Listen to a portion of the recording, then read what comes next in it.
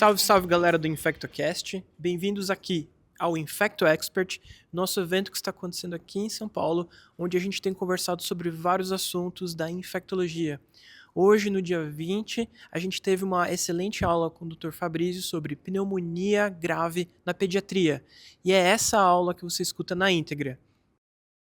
Bom dia a todos. Obrigado, João. Obrigado, William.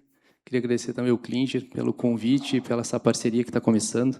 Acho que a gente vai conseguir trazer, não só hoje, mas ao longo do tempo, aí, dos próximos meses, bastante material assim, em conjunto de infectologia pediátrica,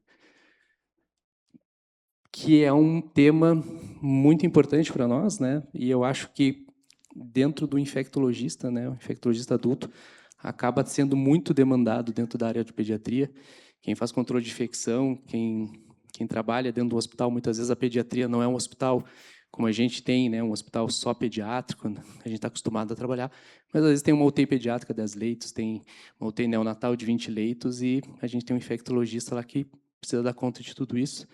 Eu acho que essa é a ideia da pós, é a ideia dos próximos podcasts que a gente pretende fazer junto. Essa primeira mesa aqui a gente vai falar um pouquinho sobre infecções respiratórias e eu vou começar falando um pouco sobre pneumonia em pediatria. É só passar, beleza. Meus conflitos de interesse, que não tem nenhuma interação com essa aula. Então, quando a gente fala da pneumonia em criança, né, todo mundo já sabe, né, 18% de mortalidade infantil, a segunda maior causa de morte globalmente, 1,5 milhão de óbitos anuais, 12 milhões de internações, 600 mil casos, né, no Brasil relacionados a internações, seja pneumonia associada ou não à influenza. Então, são dados muito expressivos, né? Quando a gente olha... Eu estou muito mal aqui, vou vir para cá. Então, quando a gente olha, né, a epidemiologia, né, da carga da doença, né? Opa, aqui. Aí. País... perfeito. Então, países com recursos abundantes, né, incidência anual, 3 casos para 1.000 em crianças menores de 5 anos. Quando a gente olha para os países com recursos limitados, uma incidência de 230, dependendo da literatura que a gente olha, né, a gente tem uma mortalidade que pode bater 15%, quando a gente olha nos países já com recursos abundantes, uma mortalidade menor de 1%. Sazonalidade que, quando a gente olha os artigos, ainda fala muito, mas a gente vê que pós-pandemia, a mudança da sazonalidade dos vírus respiratórios, isso impacta na pneumonia. A gente aprendeu que, muitas vezes, essa interação vírus e bactéria, principalmente pneumococo, é muito importante, né? Tem estudos na era da pandemia em que a gente não teve mais vírus, as crianças presas em casa por causa da pandemia, e se percebeu que, bom, então a gente não vai ter pneumonia também, e não tinha pneumonia pneumocócica. Mas quando se avaliou as crianças tinham colonização por pneumococo, não reduziu. Quando os vírus começaram a circular, porque as crianças voltaram a circular, voltou a pneumonia. Então, essa interação é muito importante, tanto que a gente, com controlador de infecção, a criança tem pneumonia bacteriana, não precisa isolar. Talvez não é bem assim. Talvez ela possa ter um vírus junto, causando, e a gente vai ver como a co-infecção ou co-detecção, vírus e bactéria, principalmente pneumococo, é muito importante. Pediatria tem sempre esses quadrinhos chatos, né? Etiologia são, sei lá, 5 crianças, né? A gente tem prematuro, o neonato, tem o lactente, tem o escolar, tem o adolescente. Então, a epidemiologia muda um pouco, né? Então, a gente vai tendo que se acostumar, né? Quando a gente olha na etiologia da pneumonia no recém-nascido, até 72 horas de vida, é muito mais microbiota materna, né, Strepto B, que tem caído muito com as profilaxias, né? Cada vez mais a infecção neonatal, a gente pensa muito mais muitas vezes em bacilo gram-negativo, em Escherichia coli, quando é bem feita a profilaxia do Strepto. Esse recém-nascido, quando vai para casa, a gente já começa a ter os vírus, algumas bactérias, né? Tem que lembrar do pneumococo aqui, né? Que começa a aparecer mais tardiamente. Esse bebê de até os 3 meses, não esquecer da clamídia, causando pneumonia afebril do lactente. E quando essa criança vai crescendo, né? A gente vai começando a ter os vírus de uma forma muito importante. E aí vai vir as bactérias, né? Pneumococo, áureos, começa a ver hemófilos, moraxella. Então a gente tem que ficar atento a a esses pacientes e essas etiologias. Mas quando a gente olha os dados epidemiológicos, né, conforme a faixa etária, e a gente vai ver a pizza, a gente vê que a pizza é tomada de vírus, né? E aí as bactérias vão, aos poucos, tentando pegar um pouco dessa pizza, mas a gente fica muito mais nos vírus, e a gente vê que crianças não hospitalizadas, independendo do estudo brasileiro, a gente chega a quase 90% de etiologia viral. E a gente tem que cuidar quando a gente vê literatura em pediatria, né? Independente do país, né? Por causa da vacinação. Tem países que já fazem vacinação pneumocócica há muitos anos, com vacinas já com muitos sorotipos, com 13 valente. O Brasil, desde 2010, usa pneumo 10 já em larga escala, e isso foi mudando essa epidemiologia. Hemófilos, ele sumiu do mapa, né, com a vacinação, meningite, epiglotite, né, pneumonia, a gente vê muito raramente, né? Então é importante às vezes ver se essa criança ela tem uma vacinação completa ou não, principalmente aquele lactente que às vezes chega sem nenhuma dose de vacina e pode mudar a nossa impressão etiológica. Aqui, crianças hospitalizadas, né? Vírus foi a única causa em 36% e com infecção 23%, né? E os atípicos às vezes começam a aumentar, que é uma coisa muito difícil de diagnosticar na pediatria. E isso é muito interessante, né? A gente precisa falar de pneumococo quando a gente fala de pneumonia, quando a gente fala de meningite, a mudança, né, da sazonalidade dos sorotipos, né, ao longo desses últimos anos. A gente tem que entender como é que se comportou isso.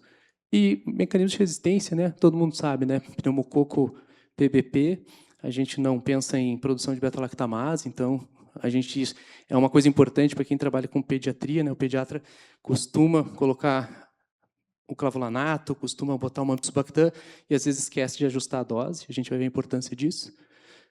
A gente tem dados interessantes, né, do Adolfo Lutz. Todo ano o pessoal publica, né, que seria o antigo Cireva, hoje é o Lutz que faz isso só. Não tem mais toda aquela carga do Cireva que tinha, mas a gente tem dados, né, por faixa etária, a suscetibilidade do pneumococo à penicilina, a gente tem também para outras bactérias, hemófilos, meningole, a gente tem, né, é importante ver. E seria interessante até um comparativo, mas a gente sabe que essa resistência vem aumentando com o passar do tempo, né? E a gente pode ver que, se a gente considerar a MIC4, né, que a gente olha ainda um pouco, o Cireva sempre usou bastante o CLSI, agora com as mudanças de EUCAST, BRCast, a gente vai mudar um pouquinho essa análise, mas a gente olha que a gente tem, né, MICs já importantes, né? Quando a gente conversa com o pessoal deles, geralmente os MICs batem em 4, né? São raros as bactérias que têm MIC acima de 4, mas a gente tem que ter isso em mente quando a gente vai hoje pensar no tratamento dessas crianças. E quando a gente olha esse estudo aqui do Daniel, que é muito interessante, né, que ele avalia todos os sorotipos ao longo de todos esses anos, com relação à introdução em 2010, né, da vacina pneumocócica 10, que é praticamente todos os verdinhos, e depois da introdução da vacina, vocês veem como vem diminuindo, né? Sorotipos vacinais da vacina 10, que é a vacina que é feita em larga escala, né, na rede pública. Não são todos que conseguem fazer as vacinas 13, 15 ou 20 agora.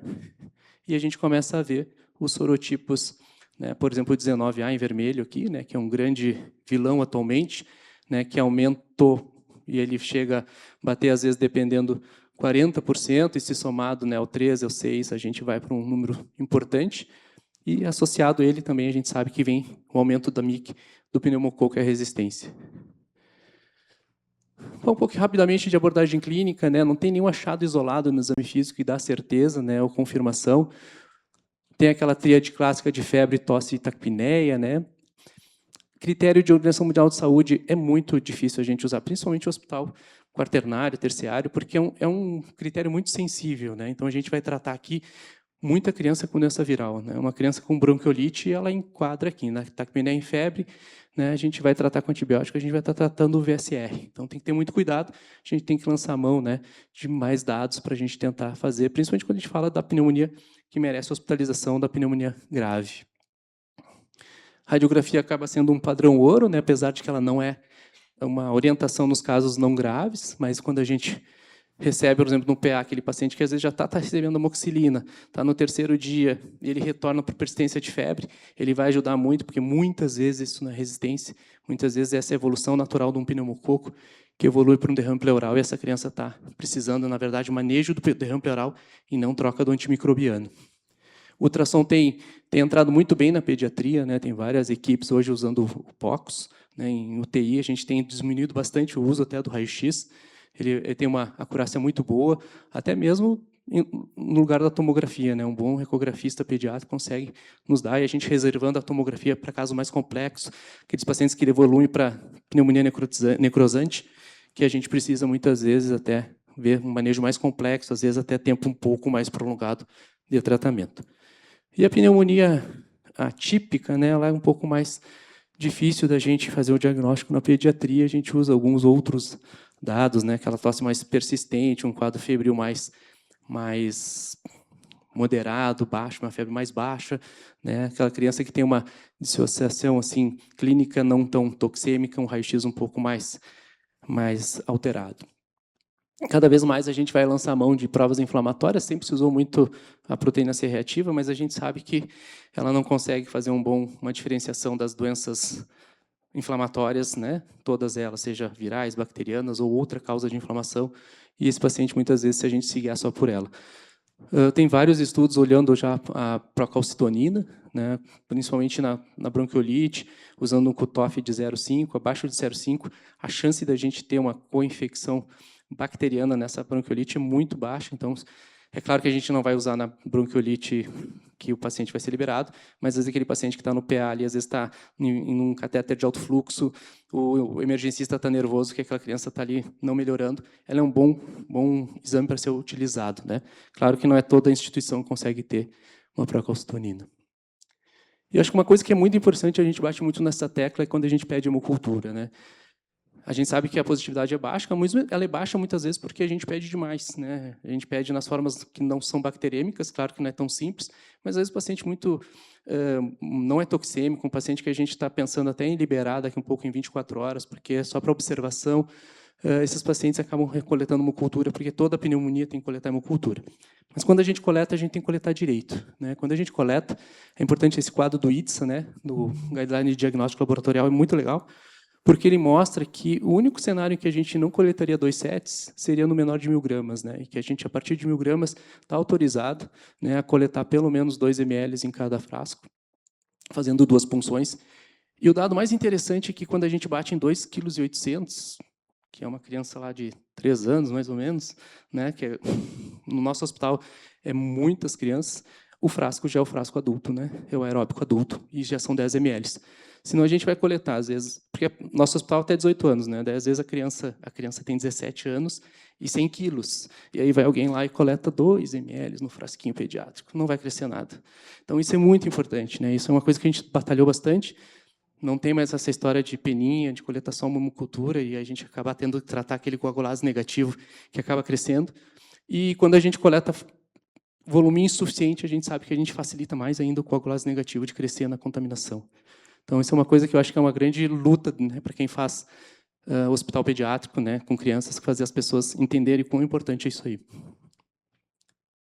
Exames invasivos é muito mais difícil, né, na pediatria, né, fazer lavado bronquioalveolar.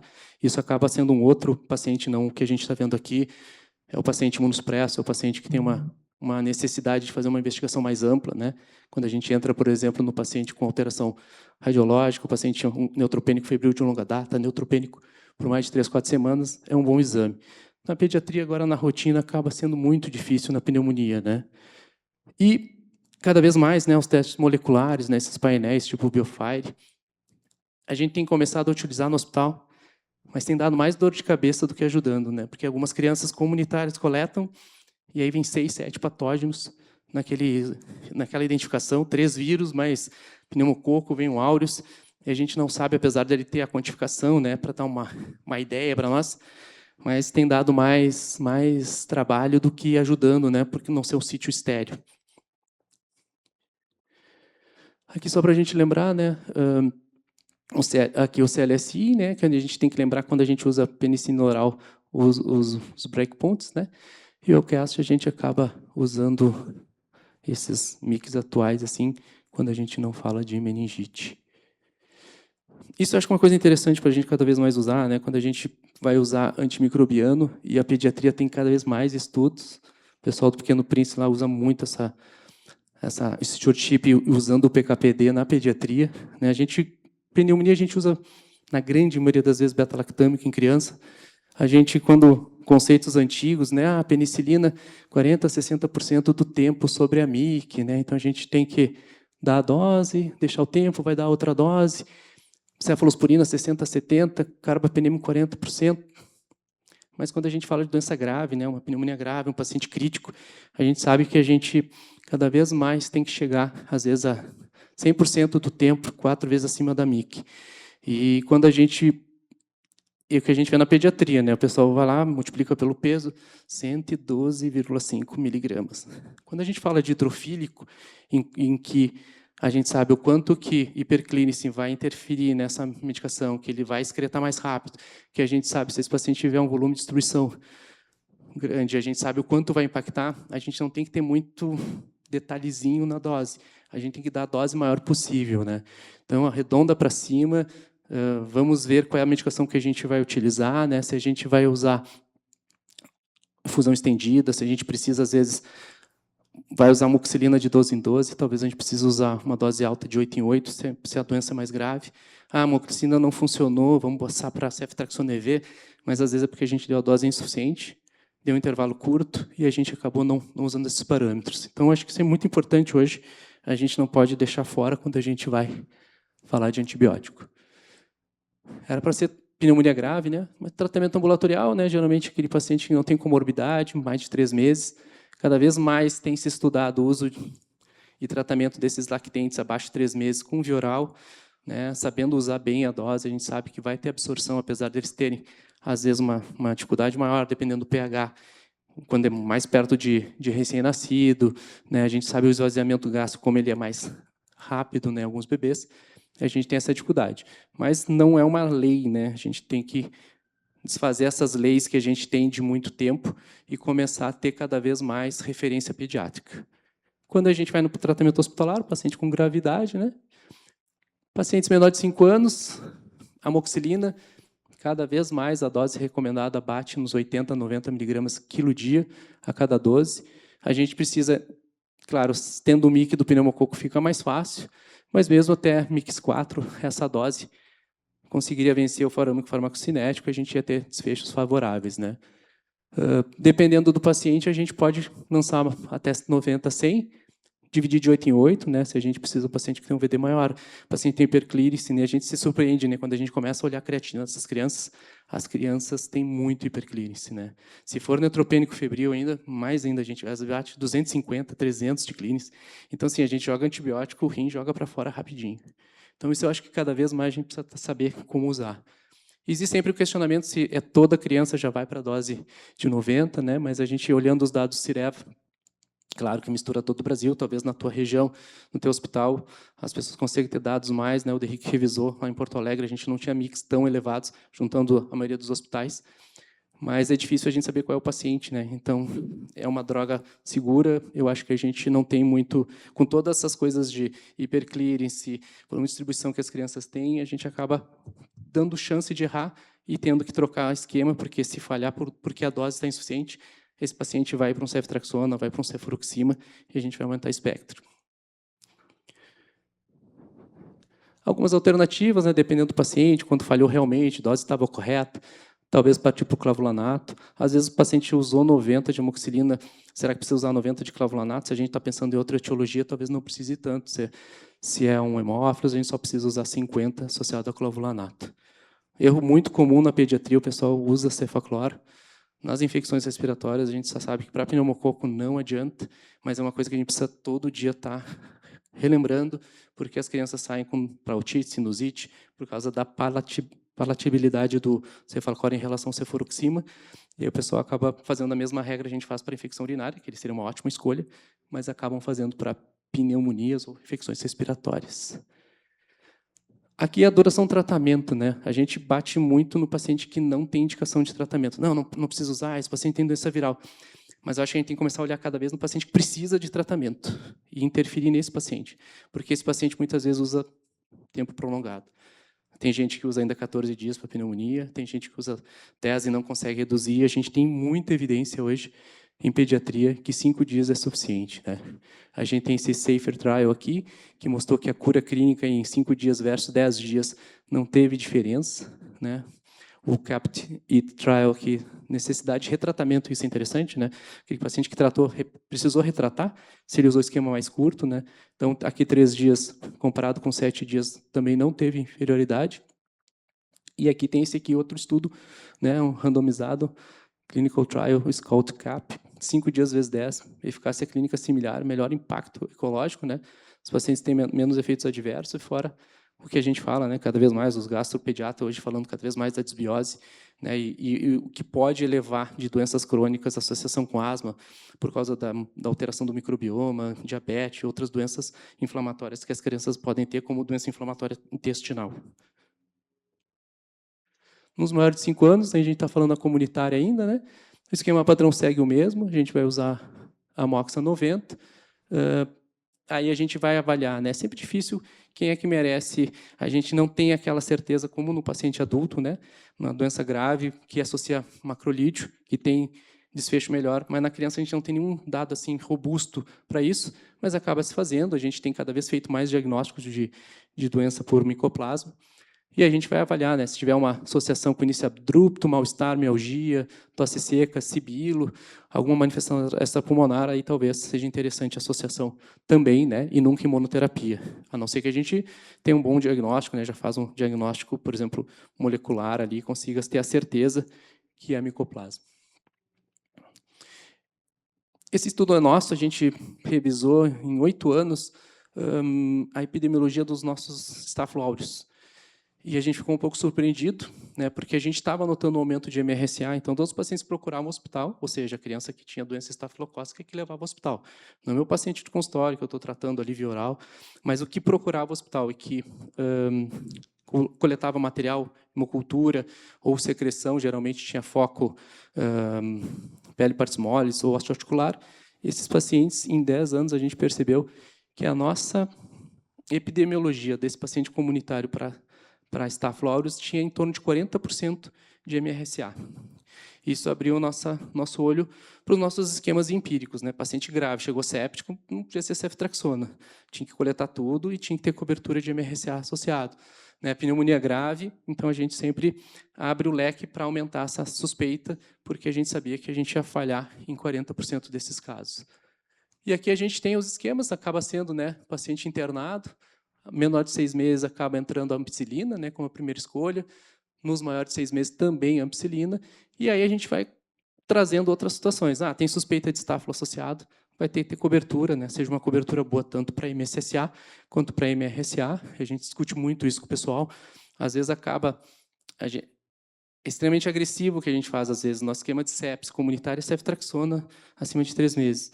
Mas se tiver suspeita de MRSA, né, estafilococcía, vai para vancomycin até a gente ver o que vem. Para não dar confusão, se botar oxa e vanco, daqui um pouco não era nenhum dos dois, não era estáfilo, é um gram negativo, eles não cobriram direito. Vancomycin para cobrir MRSA, MSSA, tudo que o ceftriaxona precisava cobrir, né, para gram negativo, salmonela, que o cefepime vai fazer às vezes, aí depois vem tudo, descalona. Né? Mas a gente não erra na largada, né? Porque senão começa lá, oxiceftriaxona, aí era MRSA, não está coberto, né? O pessoal gosta bastante no interior lá, oxiceftriaxona para cobrir pneumonia, mas como a gente tem esse medo com o estáfilo, a gente acaba cobrindo melhor. E uma coisa interessante, né? A OPS, desde 2014, já recomenda a dose de 80, né? A gente já tem esses dados, né? Com o Cireva, a gente, né, com o Eudoflux, a gente sedimentou aqui, então não é nada muito novo, né? E quando a gente vai olhar os GAIs, né? GAI de 2011 do IDSA, né? Na ampicilina, penicilina, quando a gente olha a MIC, né? Isso é fácil, né? Mas na chegada do paciente não tem MIC. Quando a gente MIC menor que 2 é 200, né? De AMP, mas quando a gente já bate nos 4, né? A gente tem que usar ou AMP 300, 400, que é o que a gente recomenda na nossa emergência. O paciente chega, doença pneumocócica, 300 de ampicilina, né? Ou ceftriaxona, dependendo do caso, mas a gente vai muito bem com ampicilina, reserva ceftriaxona para os casos mais graves, às vezes que chega direto para a UTI, que o intensivista fica muito nervoso de manter só a ampicilina, e depois a gente tenta fazer o diagnóstico. Aqui o Lex Drugs, né, que a gente usa bastante, também já traz as mesmas recomendações, quando a gente usa a amoxicilina ali 90, né, MIC menor de 2, e MIC igual a 2, 90 a 100, e na ampicilina a mesma coisa, né, conforme MIC, vai usar 100, 200 de amp ou vai usar 300, a gente acaba usando 80, 90 oral ou 300 de ampicilina endovenoso.